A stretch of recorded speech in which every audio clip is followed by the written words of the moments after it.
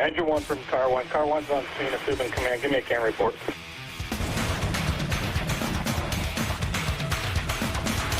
Hey everybody, Mike Goldstein, Stickers of the C.A.N report. Mazel tov, y'all. Thanks for coming by. Thanks for listening. I really appreciate you all doing what you're doing and liking and subscribing. Please keep that up. It means a lot to have you guys supporting me. And when you guys click subscribe, it lets me know that you are listening and enjoying it, and I'll keep going. I have a great show this evening. I have Rhode Island's finest with me this evening. I have Chris Gray, and I have Joe Bourquin from Rhode Island. They are amazing dudes. I met them at the Fools Northeastern Fire Summit in Wells, Maine in March, and we became quick friends, and we did a quick podcast with Chris Gray, and we touched on a couple of topics, and I wanted to expand more on that, and I also wanted to talk to Joe as well. Those two are some awesome guys, and they have some great information, and I thought we could expand more on that so all of you can get something out of it. Joe and Chris, thank you so much for being on the C.A.N report. Thanks for having me back, Mike. Absolutely. Thanks for having us on. Absolutely. You guys are awesome. Thank you so much for being on the show. It means a lot to me. So, Chris, we'll start with you. Tell us who you are. You got me to talk about myself again? I already did this once. I know, and you killed it. But in case nobody actually listens to anything, for the people who are actually tuning in the first time, let's make sure they know who they're talking to. All right. So my name is Chris Gray. I'm a battalion chief of the City of Center Falls Fire Department. I've been in the fire service. This is going to be my 32nd year. Nice. Work in a small city. It's 1 square mile by 1 square mile of absolute chaos. I can't even tell you how many people live there anymore because the census is off the chart. Super busy there. I started off as a volunteer in my community, started working there as a volunteer, then a paid callman, and then worked my way up to full time. Loved it there, but it just wasn't busy enough. So I moved on to the city of Central Falls, where I've had my hands full for the past 22 years. I own a company called Truck Company Manifesto. We do fire training, a lot of outside the box stuff. The recent stuff, as you know, is we did lithium-ion battery and EV, electric vehicle car training. We do a lot of truck company stuff, as you know, the name of the company. Matter of fact, we just finished up in the beautiful city of Newport. Was so psyched to be able to catch some really nice weather down there towards the water. It wasn't tourist season yet, but finished up down there doing a respectful entry through the lock and SAWS program for them with some other guys from my company, and absolutely killed it, loved it. They loved it. We loved it. And today when I went to the academy, one of my other instructors was like, man, I wish I was still down there. I'm like, yeah, you and I both, man. That's awesome. Man, all right. You are a busy, busy man. Yeah. Chris, thank you so much. I appreciate that. Joe, tell us a little bit about yourself. He's the busiest guy I know, aside from me. So very similar. I think that's why he and I get along so good. I started out as a volunteer myself in one of the smaller departments, Warren. It's the smallest town in Rhode Island, so it's the smallest town in the smallest state, and that's kind of like their little mantra. But Chris works in Central Falls, and sometimes I'm probably going to get yelled at for this. We call Warren Central Falls by the Sea with volunteers because it's similar clientele in the streets a little, right?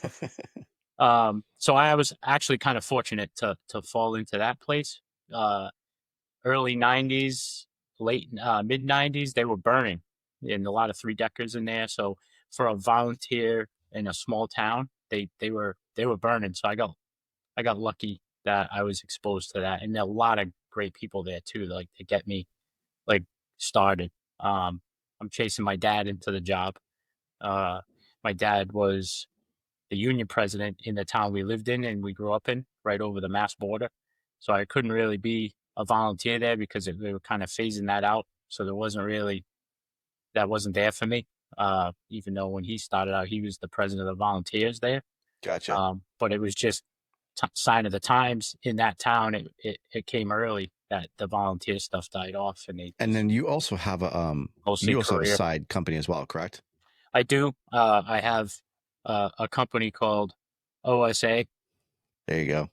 These companies appear a Why you lot. crushing my representation? These companies appear a lot together in the same location. But OSA one step ahead, and we're kind of like, we do all the weird stuff. We do all the not so common types of training, and we do a lot of like interoperability training, motion police and fire and EMS services together that usually aren't together. We kind of help facilitate that, especially if the uh, relationship isn't that well formed yet in the municipality. Sometimes we got to go in and wear the bridge. Nice. But we're good at that. We're good at bringing people together and making people say, "Hey, we're not so different. We're on mission. We just got to do it a little better together." Joe, you're still on the job, correct? I'm on the job. I'm a career firefighter in the town of Tiverton. I'm actually a 46-year-old probie. So I've been on 3 different career departments. I started out my career department. My first career job was in Coventry, Rhode Island, center of the state, which that is actually the biggest town in the state of Rhode Island. So, it's like I went to the biggest ball of twine one time. It was weird. It was in Kansas. So you're currently on probation? Yeah, I'm a probie. I'm Yeah, like prison probation. Yeah. So I did I did about 17 years in Coventry. They had like fire districts, so it was like 2 different jobs, and then they made a big job out of it, and then they had some financial stuff. I was the union president there. I was a lieutenant when I left the job there. I did a lot of the safety stuff, did some EMA stuff. I was attached to the SWAT team for a little while as a medic guy, and that kind of put me down the road of mixed operations and integrated response. And that got me rolling heavy into the rescue task force. Gotcha. As you know, in New England, there's nothing new about New England. We're still doing, we got Paul Revere coming in like, hey, we should do a rescue task force. And I was like, who's that guy in the horse? He talks just like that. Right. So he's like, hey, what's up, everybody? Let's get a log. Gotcha. So, I was kind of bringing that stuff to light, and people are like, yeah, that's Joe. He's nuts. Just put him in the corner. He's always trying to do crazy stuff and weird fireman stuff and stuff no one's ever heard of, and he's crazy. And that's probably true, but usually after I'm right, so it works out. Gotcha. And then they're happy that they did it. Coventry it was a really big town, 54 square miles. It's about documented. It was about 38,000 people. It's got a populated end of town and then a rural end of town and then everything in between. But a lot of SWAT incidents, a lot of raids, a lot of drugs. It was just the work was there and the need was there. And talking with the PD guys, like, listen, you don't want to be stuck while we're taking a ETOH to the hospital, or somebody's having chest pains for the 3rd time that week, and that's when something bad happens to you, kicking that door in, and we're not there. Gotcha. So if you put me in the van down the street, and you need me, I'm right there, and I'm trained for this. And it grew into a whole program, and it was like it was kind of like my niche. Cool. And I build on it as best I can. And then Chris and I cross paths with our company starting up at the same time, and he knows I'm weird anyway. So he's like, yeah, that's Joe. He's crazy. Put him in the corner. But we'll bring him out once in a while for school. And so you guys both developed your own separate companies around the same time. Yeah. Chris, so kind of the same thing. You found a need, or you saw a need within your community as well, and you wanted to develop something and help, and that's why you came up with the truck company Manifesto. So truck company Manifesto kind of started out. It started just as COVID was kicking in. They got crushed, and I had to go and restart after COVID. But the issue came in is that we were teaching at the academy, and the things that we were teaching, we felt like there needed to be more. that we're like missing this large portion, and weren't able to deliver that at the academy. So we wanted to do like after. For example, like one of the street smart forcible entry, like being wedged over in a corner with an air pack with a wall on one side of you, you can't swing an axe. But this is what the students are being taught, and we didn't want them to go out there and get hemmed up, thinking like, "Oh my God, this is the only way we can do this." So we started to expound on a lot of stuff based off of what we had seen in the field and the things that we had encountered and how we overcame them. And then when we started to do that, again, stuff like Street Smart Forcible Entry and Street Smart Ladders, and then it just blew up to, we started tripping on different things. For example, the class that we're doing coming up with Joe, Field Force Extrication and Protester Removal, like that literally fell in my lap. And then not even a couple of months later, fell in Joe's lap. And then the next thing we knew, we're like, we need to go talk about this because we don't want to watch guys and gals get hemmed up trying to take these people out. So we're like, we probably need to put a program together for this. Joe started with his active shooter and the RTF. I was doing a lot of stuff with Central Falls with shootings. We've gotten a lot of shootings in my career and being in those situations. So we kind of worked together on that. And that's how like him and I got together with both companies doing RTF. And then we started with the protester removal. And then, he starts doing a lot of EMS stuff. I started doing a lot more fire stuff. Wherever the need was, whatever came up was the need, that if I was doing it, like if we were seeing it or experiencing it, then we started to put programs together to be able to address that. And that was it. And it just blew up. That's great. And so you guys started doing your own company and doing the trainings. I met you, Chris, at the New England Foals conference in Auburn, Mass.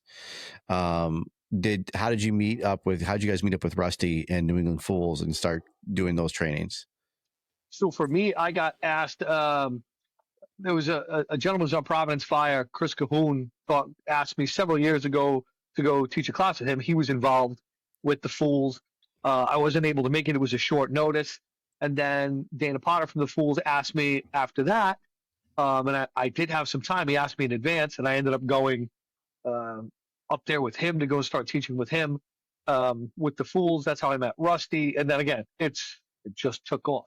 Absolutely love what Rusty does. Rusty is the man. The stuff that he does, the places he goes, and the people that we deliver our message to with the Fools, I look at it this way, and you're right up that same place, Mike. The people who love the job tend to gravitate to each other. Yeah. So that's how we ended up with the Fools and meeting so many awesome people like yourself. That was it. That took off from there, and I haven't stopped. My phone doesn't stop ringing. Rusty calling, texting the group text of, "Hey, we're burning this building. You want to come and do this?" You damn right I do. Right, because there's a training coming up in Vermont, correct? You guys going to be up for that? Yeah, we got one in Vermont, and then we're doing another one in the Lakes region, like in Laconia. We're doing a RIP program up there. Yep. You guys are coming up for the fire conference that's going to be at the Lakes Region Community College in September, correct? Yep. Yeah, that's going to be really exciting. I know AB Turin's going to be up there for it. You guys are going to be up there for it. I'm really pumped. I get to present as well. And yeah, congrats, man. That's awesome. AB's our biggest fan. AB's your biggest. We got to give him a shout out because he's a great guy too. He's a good guy. I like him too because we're also the same height, so that helps a lot. Well, that's big. I love AB because we listen to the same music. We like punk rock, so that's like our big thing. Yeah, actually, I'm very impressed by the fact that so not many people like the band Clutch, and the fact that he does a lot of his reels and promos that has the band Clutch on it. That's one of my all-time favorite bands. So shout out to Clutch, right? Like I love it. I've seen them in concert many, many times. So I like what they got, and the fact that he's listening to them is super cool. And the fact that you guys listen to Clutch is awesome as well. Well, I put that reel up for you when I was giving you the shout out, and I was using No Effects from Massachusetts, another punk band. Yeah. I loved that clip. That was a really good one too. Like the fact that No Effects is on there, and they got the Jewish song on there that just hit home. I loved it, dude. Yeah, representing, man.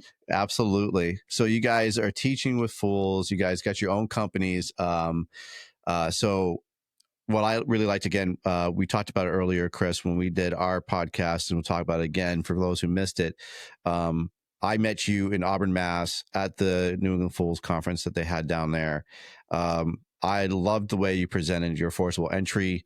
You talked, like you just talked about, with doing out of the box exercises of obscured vision, tight corners.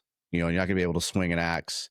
You're going to have to do a little more tight quarters and really watch your movements. And I learned a lot from that evolution, because every time we do forcible entry, it's just the same old thing. You're not doing it obscured, and you're not doing it in tight quarters. And I really enjoyed that evolution. I got a lot out of it, but I got a lot of it because you were very patient and calm and very thorough in your explanation. Nobody felt nervous Great with presenter. doing that, He's right? good at what he does. Yeah. So the fact that you guys are very deliberate with your presenting that material, it helps those students to know that it's okay to make a mistake, and they're not going to feel like they're graded or feel like that they're beneath you because they can't get it. That's why we're there to learn. And I really enjoyed it. I didn't get, unfortunately, Joe, you weren't there for that one. I was not there. No, you were not there. So, but I met Joe and I met Chris at the Northeastern Fire Summit in Wells, Maine. And Joe, I really love the fact you always smiling. You were very happy to be there. You're very into everything. I love being up there, and I love, I'm really busy. I'm a busy person. I'm living at the fire academy. I'm one of the coordinators, so that's why I'm there a lot.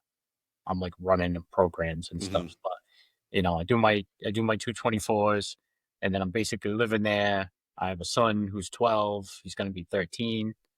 I got the family thing going on, the business, always scheming and scamming and planning with Chris on the phone or something. And when I get to go do stuff or go to a training or get out and be with the brothers and the sisters and just be with my people, I'm so happy. I can relax for a minute, have a drink, take a breath, you know what I mean? And just not have to worry about anything. That's my kind of vacation, just being around everybody and there's a little bit of chaos. And now I like that. You talk about the academy that you're coordinator. Tell us a little bit what you're doing there, and what do you what is it you hope that the students get out of what you're trying to get going. I know you talk a lot about the academy, you're very passionate about it. So what is it you're trying to instill on them, and what are you trying to make sure that the academy as a whole is accomplishing?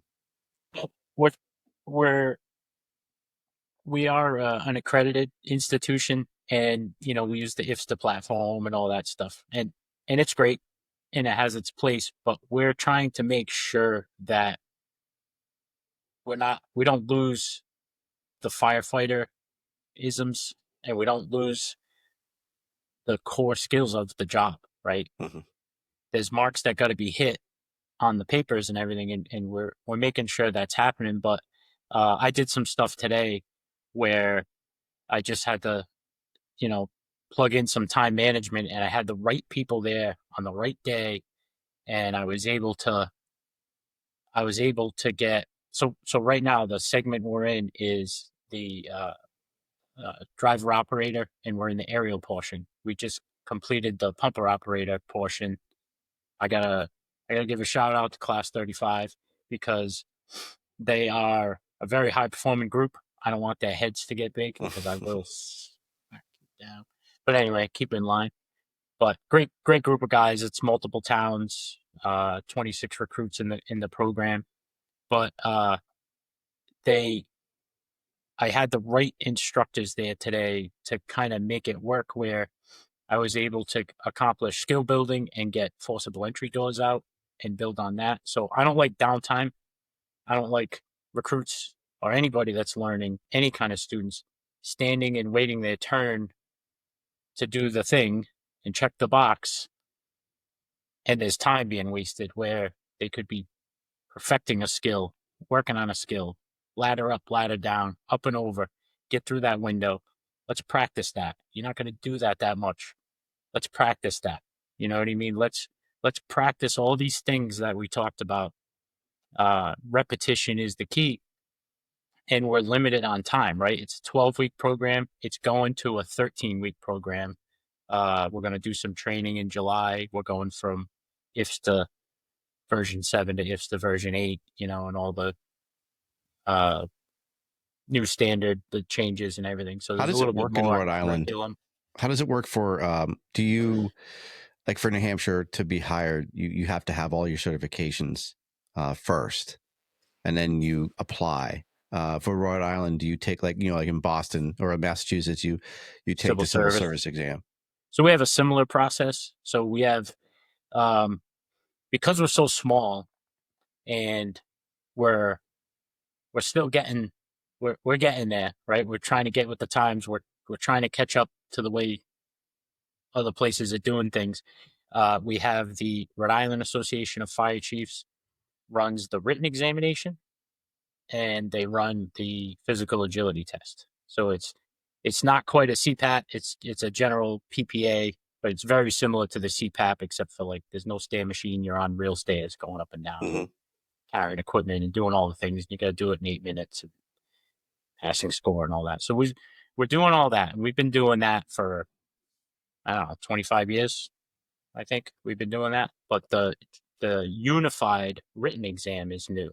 I think we're on our third rotation of one written exam for the whole state. Because think about it, we're in a recruiting crisis, and we're feeing, we're putting fees on people to come to this job. Yeah. And we're out there struggling to get recruitment and retention, and we're charging them upwards of $500 to $700 for written exams and agility tests and doctor's appointments and signatures and application fees. And it's like, what are we doing? Now for the classes that come in, is it a combination? Are they coming from volunteer departments? Are they some people already in a department? Some people are coming through with volunteer experience. So you have to be in the Rhode Island Fire Academy. You have to be sponsored by a municipality or a fire district, right? So someone has to take responsibility for you, right? Insurance wise and liability wise, da da da da da. So it has to be, a certified real fire department. It's not just like I couldn't send someone there from my company, or like a private ambulance company couldn't send someone, but like there are third service EMS departments in Rhode Island where there's separate fire EMS. They're recognized too as a service. So if they had people that wanted, a lot of them used to run Fire 1 and 2, even though their job with the city or the town was EMS in a box, right? And then fire was in this box and police is in that box. Even though they were the third service, they still had privilege to be involved in all those programs and take the officer program for their lieutenants and captains and stuff. So we would still provide all that. So when you're coordinating, are you, like you just talked about, there's instructor courses and fire officer courses. Are you mainly, for you're coordinating classes? Is it just you're doing the actual hands-on portion? There's the fire level 1 stuff. You're not doing the classroom of instructor. Are you coordinating that core group of getting them trained and certified in fire level 1 and fire level 2? So my assignment right now is I'm a coordinator for the recruit school. Okay. For career fire recruits, people who are going to career fire departments. And what do they get for that when they finish the career fire side? What is it when they walk out of that door? What did they get? So they come out with firefighter 1, firefighter 2, operator for pumper and aerial, and hazmat operations. Okay. Does Rhode Island require a CDL? No. Okay. So I'll just say no. It's too hard to explain. No. They also come on with an introduction to tech rescue as well. Yes. Oh, nice. Rope, they do. Space, Auto X. Yep. And the way, and we plug that in, like the middle. So they plug it into week 6. Mm-hmm. And while they're doing that, because it's a awareness and like a taste of everything tech rescue, and not long enough to get certified in anything 2006, they don't have any certification exams that week. So what they do is they use that whole week to study for Fire 1 and 2 for everything in the past 6 weeks. So that gives them that whole week to study before the certification exam. Nice. Now, So do you have you do flashover as well? You do a flashover simulator? We do. Chris is actually the coordinator for us, our nice. flashover simulator. Tell me about that, Chris. So we just got Aaron Heller from On Scene. He works for a company Simtac. Just delivered that, I don't know, less 6 or 8 months ago to us. And did a little training with us, and we got it up and running, and we're certifying instructors currently right now. That's great. And I think the flashover sims is pretty cool. I like it because, so the way I have it set up over there is, if you go to a flashover simulator, typically you go in there and it's like a roller coaster ride. You go in there, you sit there, and it's like, ooh, ah, oh, and then you leave. And I'm like, why do we spend all this money on this? Why aren't we putting in fire dynamics? So I added fire dynamics to it, so we'll get it going. And then I'll speak with the students or other firefighters that come in from the jobs. It just doesn't have to be recruits. Somebody wrote it into the 13-week program. I'll bring them in there, and then I'll say, okay, fire's been burning for 15 minutes, right? It's room and content, semi-12 bedroom. Fire's been burning 15 minutes. Now you arrive on scene. Okay, you start to stretch the hose onto the door. You force the door. Now you open the door, and then I'll have them open the door. Now you're introducing oxygen. Look at the neutral planing. Wait a couple of minutes. Now you feel a temperature change. Now you're going to see the fingers roll across the ceiling, and then I close the door again. And then we'll start to talk about, now you got the hose line in. We've closed the door behind you. Okay, it's starting to heat up even more. So now we're getting we're getting pre-flashover just before that flashover condition. You hit it with water. Now we're going to open up you would open up the roof and let that vent out. Okay, we didn't get to the seat of the fire yet. And the truck company decides, screw it, we're opening the roof. We didn't hear from them. And then I have them open the roof vent. And then they watch fire behavior for that. So I put all of that together so they physically can see how this works. We can read it in a book all we want, how flashover works, how fire conditions work, and neutral planing and flow path. We can read it all day long and watch videos, but unless you're in there and we can put time frames and you can physically see that and feel that, kids don't get it. I like that. So you have it going inside there, because so I'm picturing for our prop that we have at the Fire Academy in New Hampshire. It's the Connex box. It has a level up here, and then you sit down low. And we pack them in. They sit down, like you said, it's kind of like a roller coaster. You literally are sitting like you're in your seats. And then when it starts rolling over your head, everyone does one of those, and then you go back, and then you go back again. And they're literally waiting at the door. So smoke is rolling, and then you open up that door and you watch. You get to see the actual change, and then you make them get low and get down. Yeah. So they're all lined up like the amusement park ride. And it's burning, and I have them pick out what's going on, time frame, and then we'll pop the door. They have and say, okay, the door's open. Yeah. Ticks and seeks. Yeah. We also added in that safety line that we have up front. I'll have them open it up so they can feel steam. Okay, this is what it feels like when you actually open up a line in here. Okay, where the steam comes down, water comes on you, or it doesn't come back down on you. And this is the return. Yeah, I like that. So we do. It sounds a lot like what we do in New Hampshire as well. When we're in the simulator, I do the same thing with the students. Watch them watch the development of it. Watch the smoke, reading the smoke. Look at your thermal imaging camera. What is it doing? What is it telling you? We do a lot of the venting as well, because that property has a really good vent, and we do the same thing. All right, now I'm going to call for vent. Look what is happening, and then Larry watch it ignite again. And it really, I love the flashover simulator, but it's not teaching you how to fight a fire, but it's teaching you how to just the actual movement of smoke and fire and how it ignites and how it rolls and the behavior of it. That's really cool. So you said you just got that prop, correct? Yep. So is a replacement. You already had one before, and then you just got a new one, or you didn't have one before at the academy? We didn't have a flashover simulator. Right, we had a burn trailer. Class B. That Class got B wrecked. propane, and then we wrecked the Class A. Wow. Not we. I don't know if I'm pointing at him for real, but You're doing one of these. I don't think it was him. No. We know who did it. Yes. Wow. So that's interesting. So you only had a propane prop. You didn't have an actual combustible material Yeah. flashover Correct. simulator. Wow. So that is a game changer for your students, though, to actually be able to see real fire behavior, though, to see it actually ignite and roll and build. And that is really, really cool. It's always a highlight of my teaching when I get to sit in the box with them, and obviously we all get nice and hot and sweaty, but it's really cool to see them See their face and appreciate. Yeah, they really appreciating the fact that, and not only just to see the fire behavior side of things, but the uncomfortableness of sitting in that environment, right? Your gear is getting, obviously it's a training scar because we don't want them to think that you're going to be sitting in an actual structure fire, and saturating your gear to a point where it's going to be that uncomfortable. But to let them know, like, hey, yeah, this is going to get uncomfortable. Your gear is going to get hot. Your air is now getting hot that you're breathing.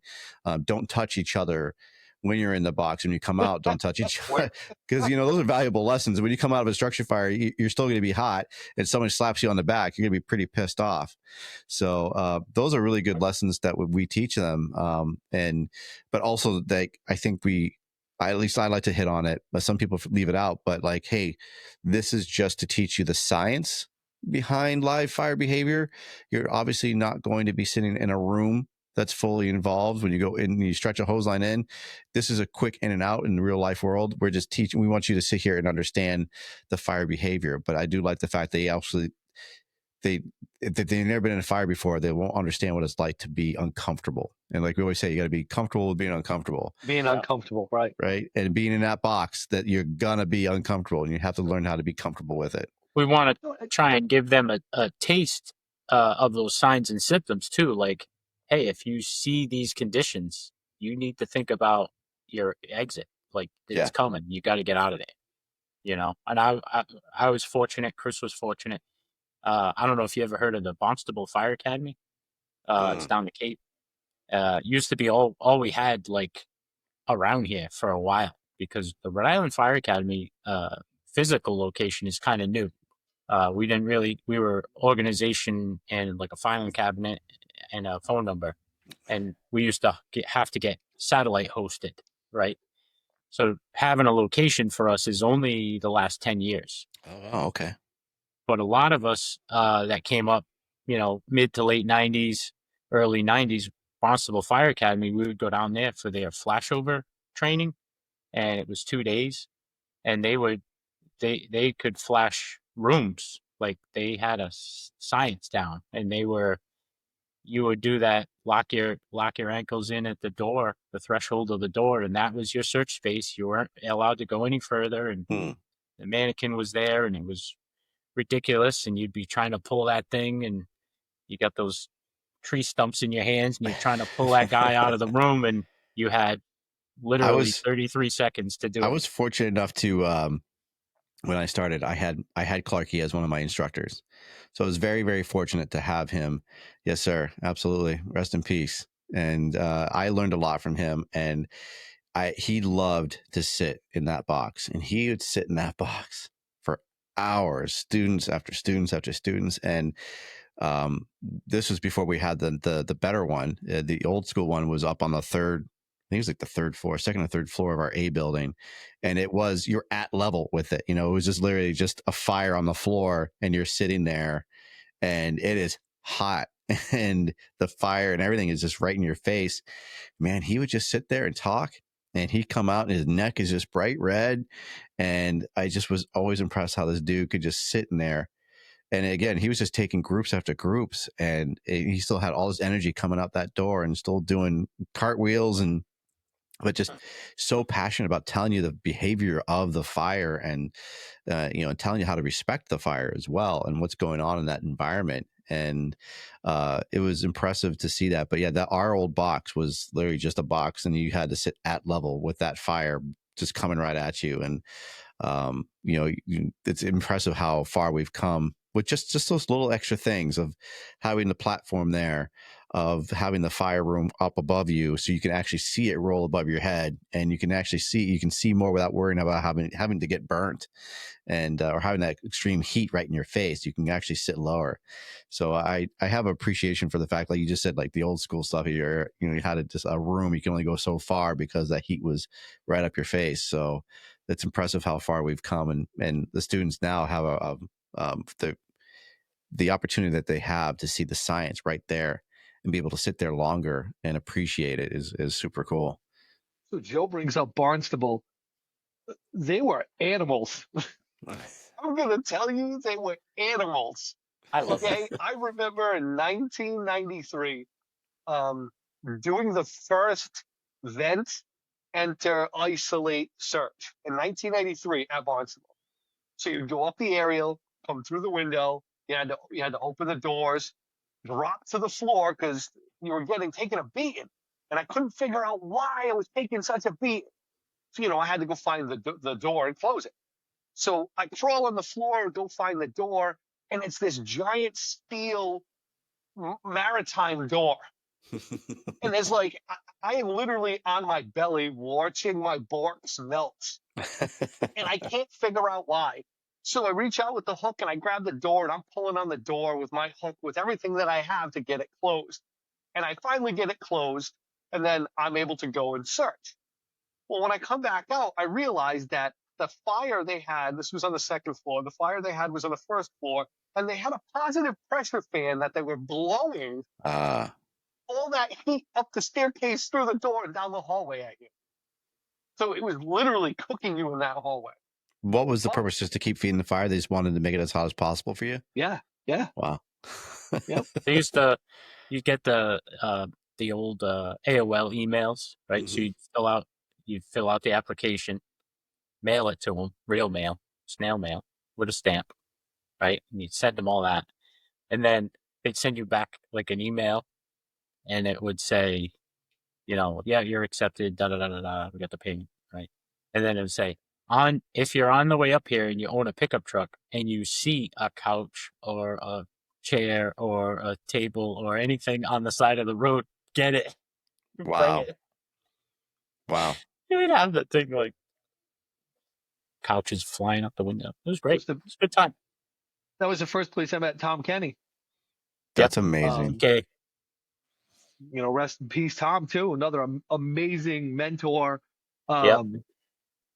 gentleman that just did so much for the fire service. Mm-hmm. What did you learn from him? Saw work. That man was a master with a saw. Yep, master with a saw. Unbelievable. Great with Mass Task Force 1. He was at 9/11. Collapse of the tower with Mass Task Force 1. His picture. Don't quote me. I do believe it's him. Greg Crawford from Providence Fire is on the cover of Time magazine from 9/11. Yeah, I think you're right. Just amazing. My God, the wealth of knowledge that came out of him. You can't replace it. Same thing with Old Clark. Old Clark is the same way. The wealth of knowledge coming out of him, you can't replace. When you lose guys like that, you lose volumes in that library of the fire service. Absolutely. And it's funny. It's great that you hit on that too. It's not even the wealth of knowledge, but it's that energy they brought to it as well. It's you can have people that are really, really smart and really, really knowledgeable and great experience, but it's the delivery of it too. And if those most knowledgeable people and experienced people, if they have a crappy attitude, or or just dry, then the students are going to sit there and they're not going to obtain it and not going to absorb it. And that's, I think, why we remember those great ones, is because they made it fun.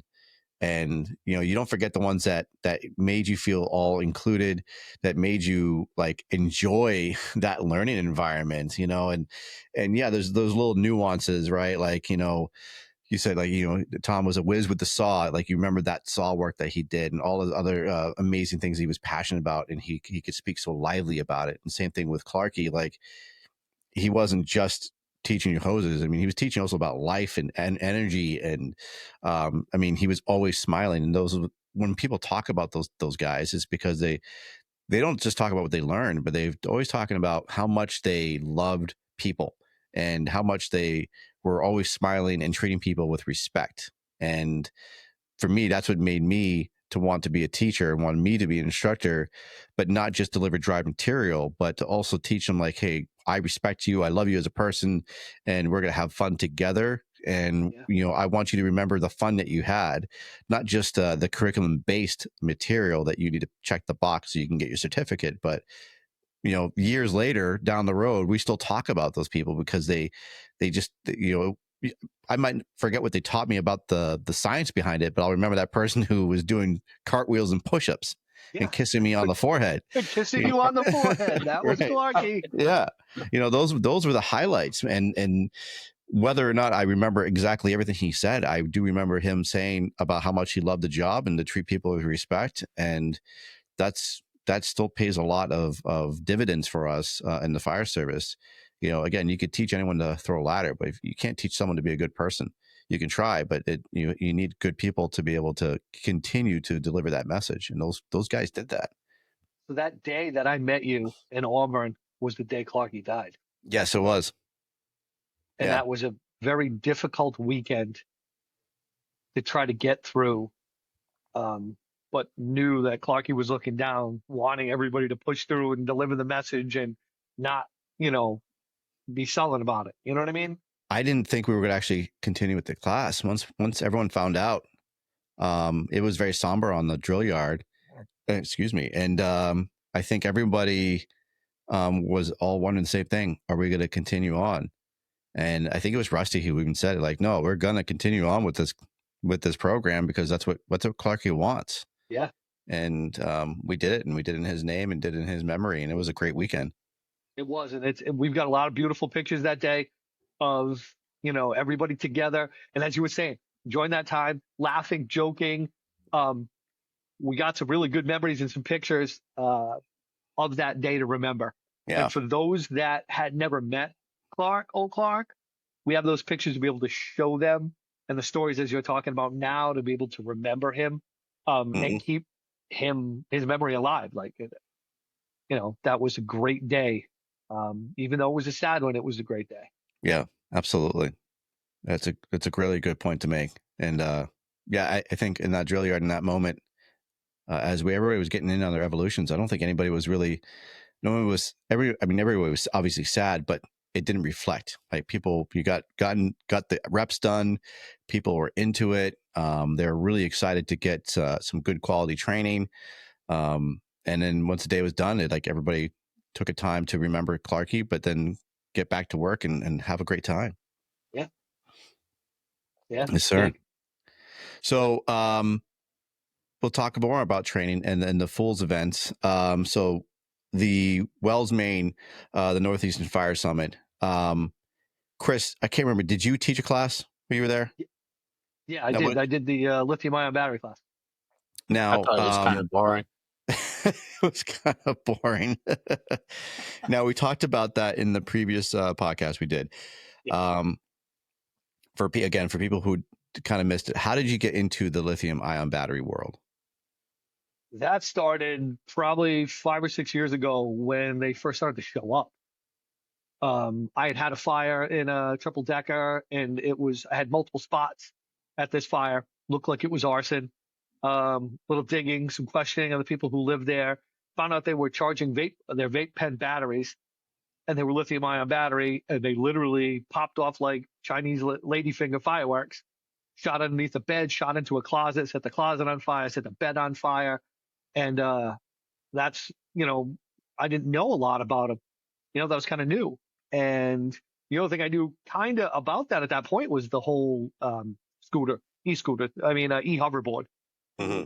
That they were in there and we were having fires with those. But, I thought it was like a fad. But I'm like, you know what? I'm going to dig deep into it, find out more about it.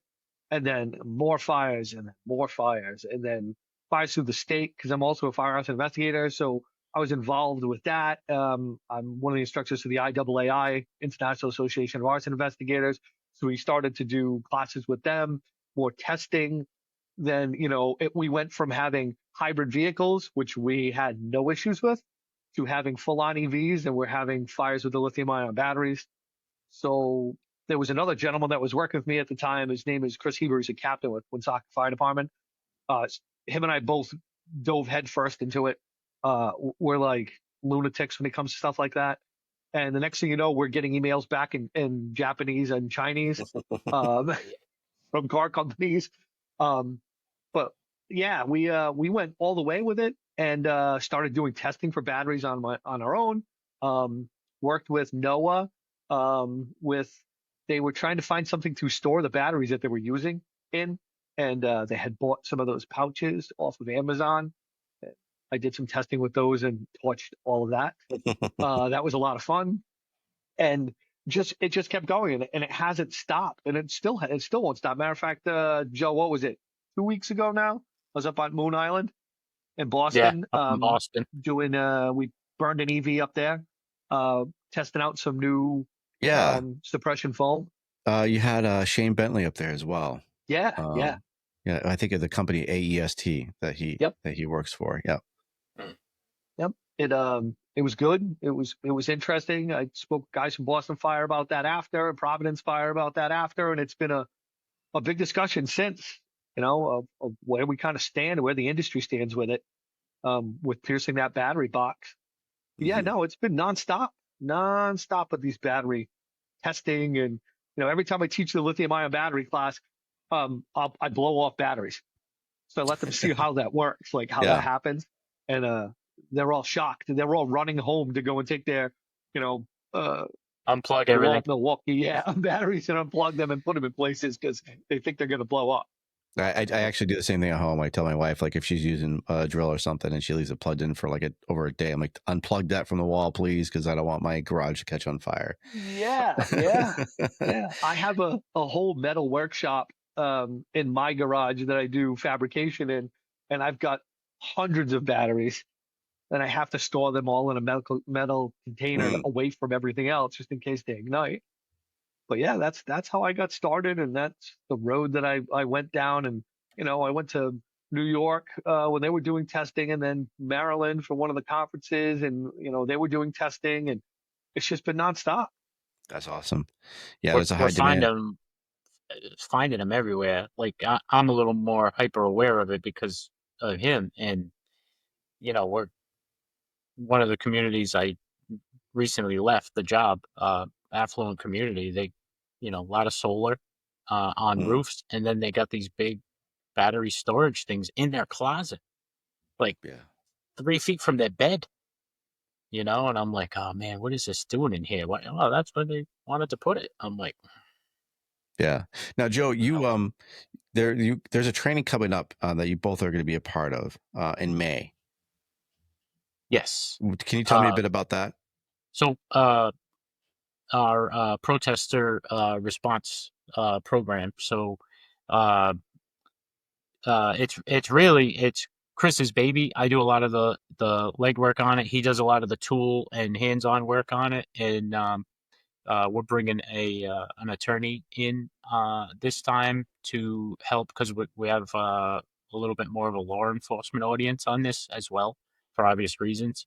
A lot of the calls that we're fielding from law enforcement and stuff is they'd like more training on how to defeat the devices, but a lot of them are interested in the legal aspect and the do's and don'ts side of the house. Because it's not a lot of training for it out there unless you go to Anniston down to the domestic preparedness, and a lot of places don't have that kind of time, even though that program is funded. It's a funded program, but a lot of people are looking for the convenience of getting it locally. And, that's kind of one of our things up here is shop local. There's so many good, talented people around New England. You don't have to go all over creation to find what you're looking for. It's usually right in your backyard. You just got to know how to find it. What are the dates that you have for that training? So it's May 24th and 25th. It's a Saturday, Sunday. The first part of it is the lecture. First part of the Saturday is the lecture, 8 to noon. It covers like legal aspects, intelligence gathering, and kind of know who you're dealing with before you start going and poking around with devices. And it's not a simple task. It's not like, hey, we're here, we have a K-12, we're going to cut. We can defeat anything because we're we're firefighters and we can do anything. That's true, but we still should be doing things a certain way and making sure legally we can actually do some of this stuff before In we reference get to cutting, involved. like from like their rioters or protesters are attached to Right. something.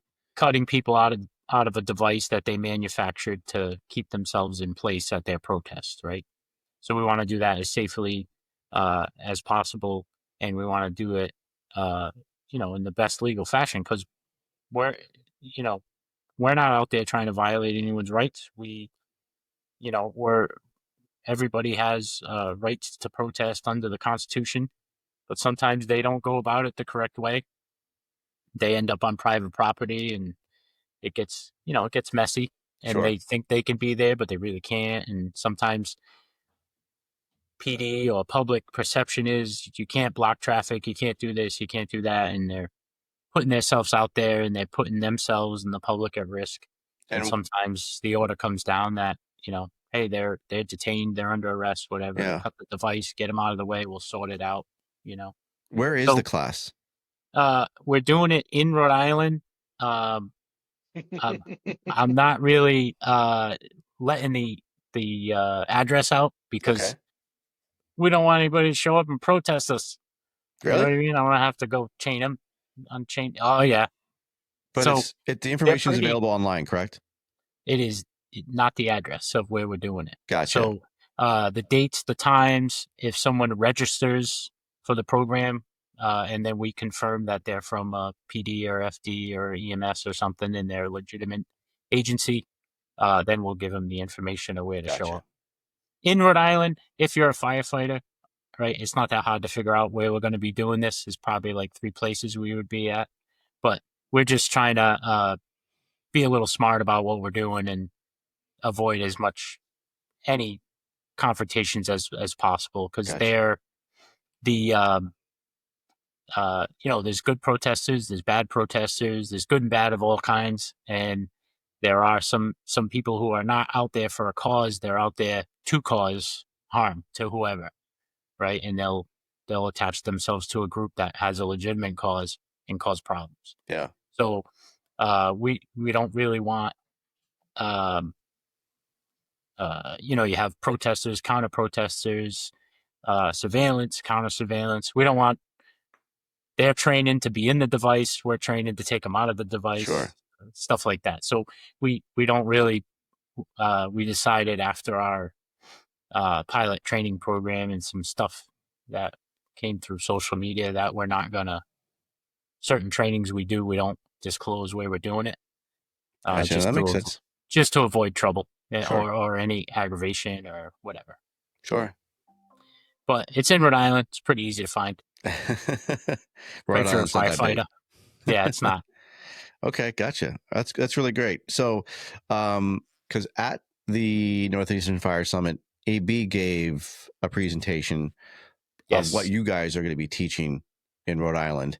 Do you guys, you and AB, did you guys work together on those topics, or is that something he We've developed? actually that program that he developed was his own experience and incident that happened to him. Chris had a run-in Rhode Island with a group, and then I want to say we were in the middle of developing a training program, and all of a sudden the department I was working for gets a call, and they're having me come to a government contractor facility that is putting guidance systems in things, and I'm at their front gate at 6 a.m. with people chained up to devices and stuff, and I'm kind of looking at things going, wow, this looks oddly familiar. I think I need to get Chris on the phone. And I call him up and I open our PowerPoint that we're working on, and I'm looking through stuff, and I'm like, hey, that's that car. I have a picture of that car. Hey, that's that guy. Hey, that's that car. Oh, wait a minute here. So we used some of our intelligence and our contacts and figured out who we were dealing with, and it was a lot easier to resolve the situation than we didn't have to really. We had to cut one device, and another device was able to self-resolve. Gotcha. With some just good conversation and being nice to somebody. Well, that's great. That's definitely valuable training for sure. Because we're definitely getting more of that. So that's really going to be valuable information. So if people have any questions, if they want to be able to go to that training, it's on, where can they find that information? They could send me an email, Joe, Joe, Joe at osagroup.net. And that's Chris and I working together, both companies working together to facilitate that training. So we get your questions answered. It's pretty reasonably priced if you look around the country at what stuff like that's going for. We do a little tool school in there because there's people that never put their hands on the whizzer saw. There's people that never used the K12. There's people that never cut metal. They've been in the fire service 10, 15 years, never cut metal. So Chris does a great job addressing all that stuff. And we have a really great setup between his equipment and my equipment. We have a truck, we have trailer. He has a huge complement of tools. So and the know-how to run everything and to pass that tool knowledge on. So and with that training, do you also touch on anything with hazmat? I imagine there's got to be some, with some protesters and riders, there's got to be some hazmat stuff involved. We have a whole list of stuff we cover like that. So you got to think hazmat. You have to think. You have to pull that 1,000-foot view on that kind of situation, because there are legitimate people who have a cause and they're trying to get their message out about their cause. And it's easy for people who want to do harm to infiltrate things like that, organizations like that, because there's a lot of young people, right? So you got to think bomb squad, you got to think hazmat team, you got to think biological CBurn. You have to think about all that stuff because, you look at that matrix, what are they looking for? They're looking for media attention. They're looking for a crowd. They're looking to hurt a lot of people. So, why go through all the trouble of trying to get into a secure location when right outside the secure location that they're protesting at, they brought 150 people and they could do some harm to the people. So the people that are out there having a cause that showed up with a message could be the victims of these, the bad apples, Sure. Absolutely. Oh, it's a great training for sure. I hope that people actually take advantage of it and show up and get that valuable knowledge. That's great. Any other training that you guys are going to be bringing after that as well? Is anything else coming up? We're working on some truck company manifesto. Chris also he builds props, forcible entry props, pretty much anything you could think of. He's a wizard. He can build it. Right? He's gonna kill me because he'll be in his garage for like 3 days trying to build something that somebody comes up with. But he's super talented.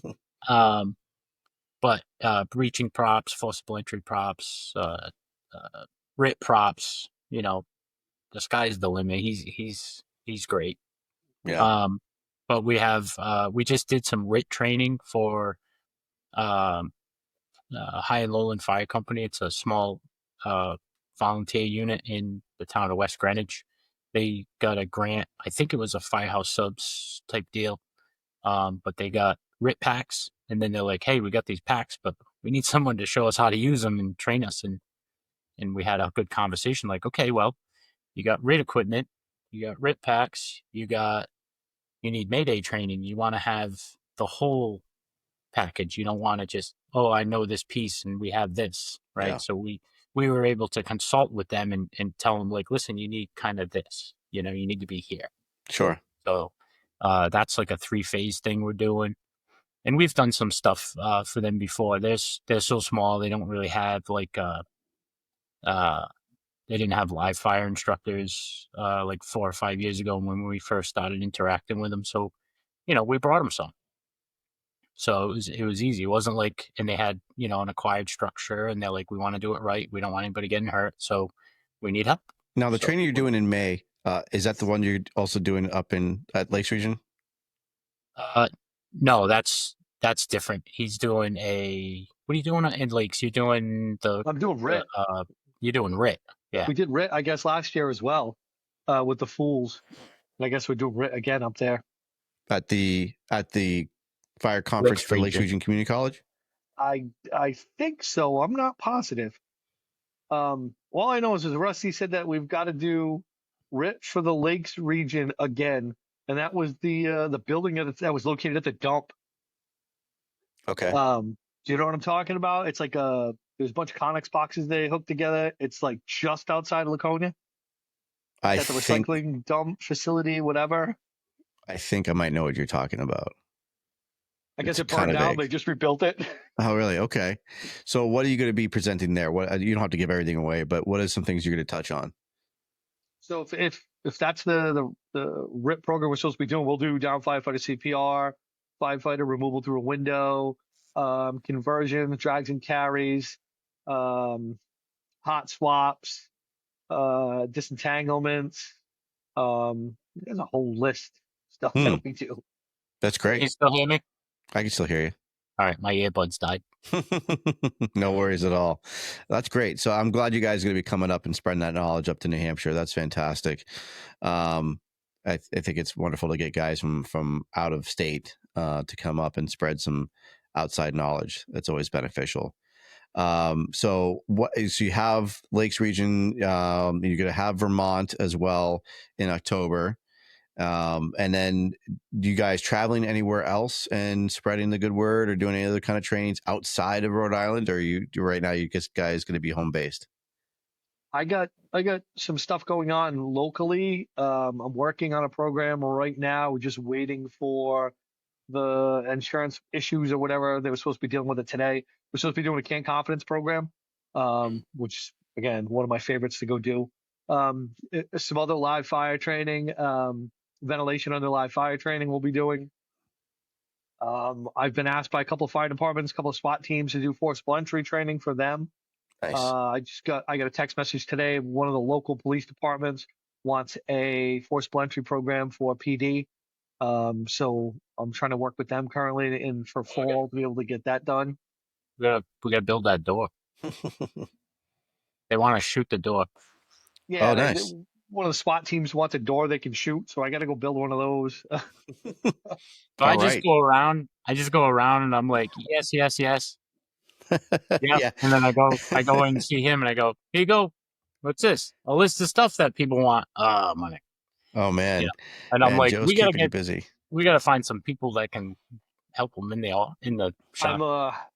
I just submitted my program to the Providence Safety Survival. So let's see if that gets approved. So you may be seeing the protester removal program at the Safety Survival Conference if it gets approved. That's fantastic. Put something together for that.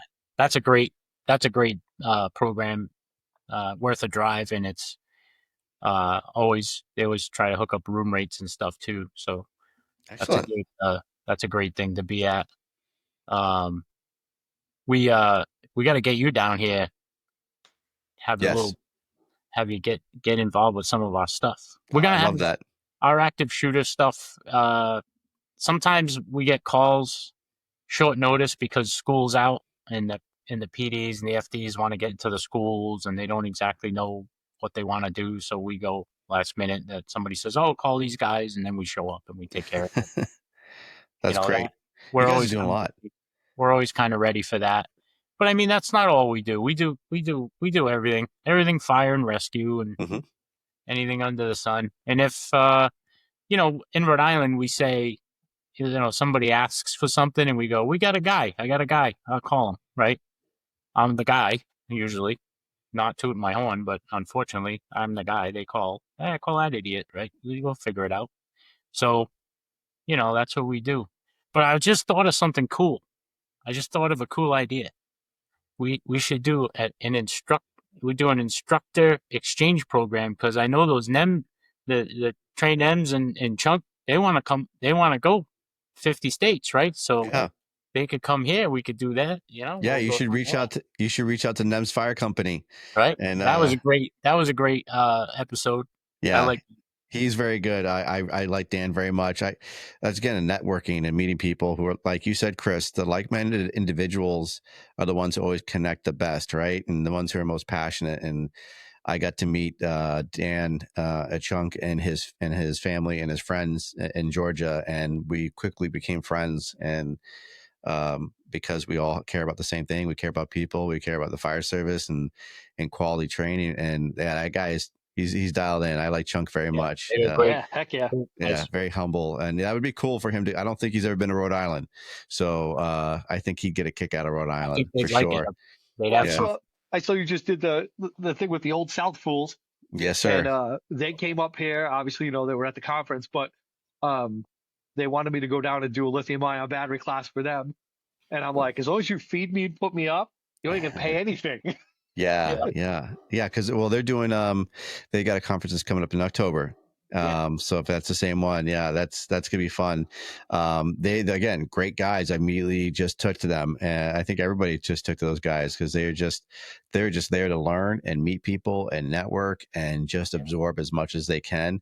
And that was an extreme privilege to be able to meet those three guys. I've been watching their YouTube stuff, like the videos they put out for years. They're great. Yeah. They're pretty funny too. They're funny guys, and they're just so humble, so down to earth. So it's a privilege and an honor to be able to meet with them and talk with them. And that's what it's all about is again, like if I never got to go to the Northeastern Fire Summit, I wouldn't have met you guys and we wouldn't be talking right now. And that's the beauty of it. And nobody warned you that we were just a couple of weirdos and we're nuts. We all got to be a little weird to do this job, right? Right? Weird. So yesterday I picked up a building. So I pick up buildings all the time, and then we just plan trainings around the buildings. So whatever type of building we get, it's like it could be truck company stuff, search stuff, hose line stretches, could be anything. So I picked up a training building yesterday, a funeral home. Oh, I'm getting in a coffin. This is going to be cool. Oh, that's going to be awesome. Good for you. I appreciate that one, man. That's awesome. So that's great, guys. I love it. Thank you so much for spending the time with us, that everyone could get to know who you guys are and what you're doing. Anybody who's listening or watching, if you need information of what they do or to get some good quality training from either of them, they're online, Instagram, truck company, Manifesto, OSA, Joe Bourquin, Chris Gray. They are yin and yang. They will they'll help out and they work together very well. So thank you guys so much for spending the evening with me. I love talking to you guys. You guys are a lot of fun. Love talking to you, Mike. Yeah, man. Same here, brother. Thanks for having us on. I was super excited. Yeah, hopefully we can meet up again. I'd love to get down to Rhode Island. Funny note is I went skydiving. I think I might have been like 20 something years old. I went skydiving in Newport, and that was a blast. Oh yeah. That's right. That's right down the street. Like somebody might have landed in my bushes earlier. The next town over. It was a blast. It was a beautiful day, and Newport's a gorgeous area. So if anyone's ever curious about Rhode Island, Newport is it's beautiful mansion walk there. You can walk the area there. You can see the ocean and see some beautiful mansions. Or if you want to go do some skydiving like I did, that was a blast. My little sister actually got married in Rhode Island, and that's what we were there for. So yeah, it's gorgeous, and I really appreciate you guys and what you're bringing to the fire service and the fire service community. The trainings that you guys bring to the table is super valuable. Everything that you guys are doing is great. I love, Joe, what you're doing and being that coordinator for the Rhode Island Fire Academy, spreading that good word and helping out the people who want to learn and be better and further the career. So that's going to be great, man. I can't wait to hear more about it and what you guys are doing down there. Again, I hope I get to visit the academy and see what you guys got going on for sure. Doors always open, man. Yeah, absolutely. We'd love to have you. Yeah, I'd love that. Thank you so much. Thank you, everybody, for listening to the C.A.N Report. And I like to always end it too is mental health is super important. If anybody's struggling with mental health, I always like to promote Next Rung. Next Rung is near and dear to me. Blake Stennett and crew, they do a great job. Chris Gray and I talked about that in our last podcast about mental health, and about it's okay to not be okay. It's you need to talk things out, and if you're feeling down, you can reach out to us.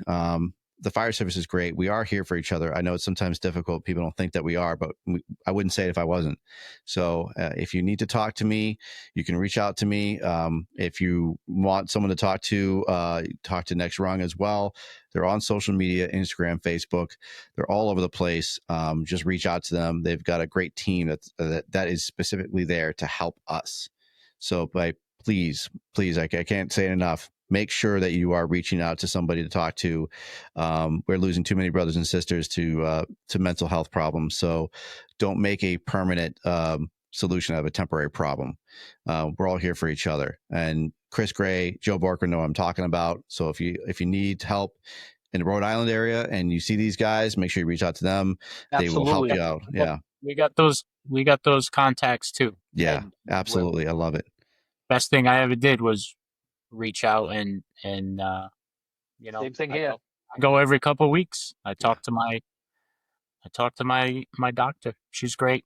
Good. She's fire service focused, right? We're bringing her into the academy, and we're putting her in some gear, and because she wants to know more about what the recruits do and what firefighters do. So she's like, can you put me in there so I have a better understanding? She's great. Phenomenal. That's great. Yep. Love it. Well, thank you guys so much. I appreciate you guys. Chris Gray, Joe Bourquin, thank you so much for being on the C.A.N. Report. You all stay safe. Love you guys. Mazel tov.